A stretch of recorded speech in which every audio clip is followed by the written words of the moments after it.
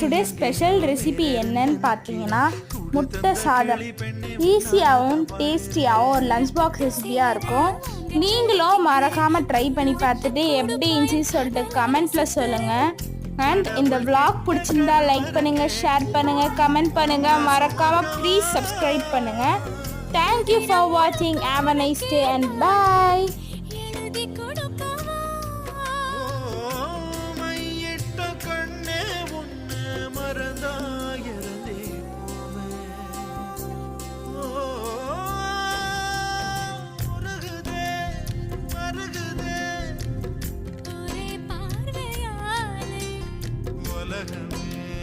சொல்லலே உன்னை பார்த்ததாலே அங்கம் உருகுதே, அங்கம் கரையுது, வெக்கம் உடையுது, முத்தம் தோடுருதே.